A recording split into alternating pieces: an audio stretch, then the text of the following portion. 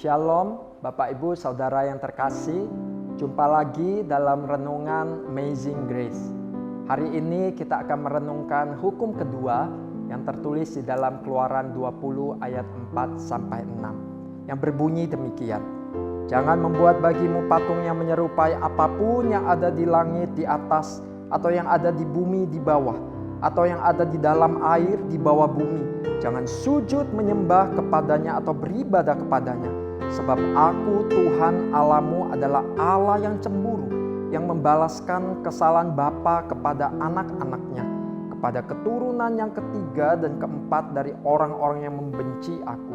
Tetapi aku menunjukkan kasih setia kepada beribu-ribu orang, yaitu mereka yang mengasihi aku dan yang berpegang pada perintah-perintahku. Saudara, bayangkan kalau pasangan kita berkata kepada saudara, demikian, aku mengasihimu, mencintaimu 95%, tapi 5% aku mencintai orang lain seakan pasanganku. Apakah saudara bisa menerimanya?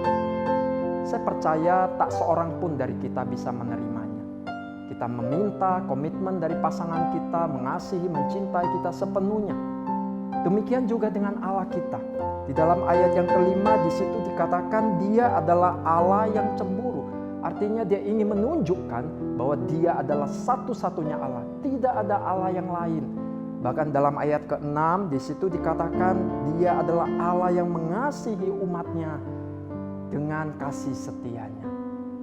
Namun sayangnya bangsa Israel itu mempunyai kecenderungan untuk berselingkuh, menyembah ilah yang lain. Karena itu Allah memberikan hukum ini. Di dalam ayat keempat di situ dikatakan jangan membuat bagimu patung. Patung di sini berarti sesuatu buatan tangan manusia, itu baik dari kayu atau batu, yang mana itu menunjukkan kekuasaan, kebesaran, seperti yang bangsa Israel lihat pada saat mereka masih mengalami perbudakan di Mesir. Dan membuat patung ini bertentangan dengan hukum Allah di dalam bagian ini. Saudara, ada 3 prinsip yang kita bisa pelajari dalam bagian ini. Yang pertama, ayat keempat, Tuhan menyuruh kita jangan membuat patung bentuk apapun dan dimanapun. Karena kita hanya boleh menyembah Allah, harus menyembah Allah saja. Karena Dialah satu-satunya pencipta segalanya dan pencipta kita. Dia Allah di atas segala Allah. Yang kedua, ayat yang kelima di situ dikatakan Dia adalah Allah yang cemburu. Karena Dia mengasihi kita. Dia tidak ingin kita punya relasi dengan ilah lain yang sebetulnya tidak bisa mengisi kekosongan hati kita. Dalam perjanjian lama, Allah memilih bangsa Israel menjadi umatnya. Di dalam perjanjian baru, Allah memilih kita menjadi umat tebusannya. Kristus mati di atas kayu salib, menebus dan menjadikan kita sebagai umatnya. Bahkan Alkitab mengajarkan pada kita, Kristus adalah mempelai pria. Dan kita, gerejanya, umat pilihannya, itu adalah mempelai wanita. Dan di dalam relasi inilah kita bisa menikmati dan mengalami kelimpahan rohani yang sudah Allah sediakan di dalam Kristus. Di luar Kristus, di luar relasi ini, kita tidak akan mendapatkannya. Yang ketiga, ayat yang ke-6 di situ dikatakan Dia adalah Allah yang setia. Allah kita adalah Allah yang setia. Dia memang bisa menghukum orang-orang yang tidak menghormatinya, yang tidak turut kepada perintahnya.